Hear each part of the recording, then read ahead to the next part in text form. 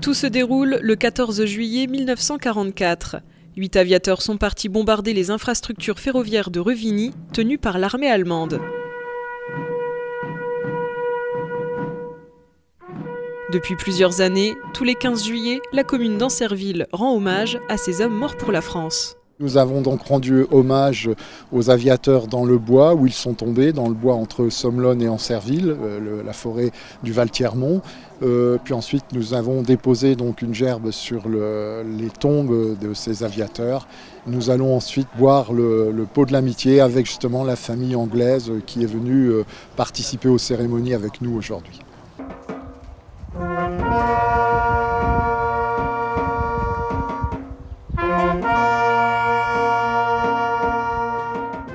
Malheureusement, un avion de chasse allemand a décollé de la base aérienne et a abattu l'avion en vol. Parmi les 8 personnes membres de l'équipage, 2 ont pris la fuite. Un soldat belge a été retrouvé mort dans la forêt. Les 5 autres hommes sont également décédés à bord de l'avion. Depuis quelques années, nous avons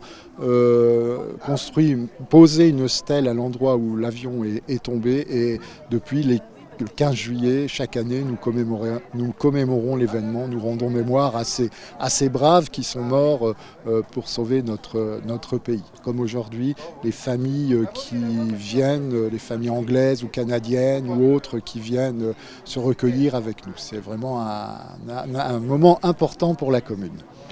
Aujourd'hui, les familles de ces aviateurs se sont rendues sur place pour commémorer la mémoire de cet équipage. Au total, 5 soldats reposent dans ce cimetière communal d'Ancerville.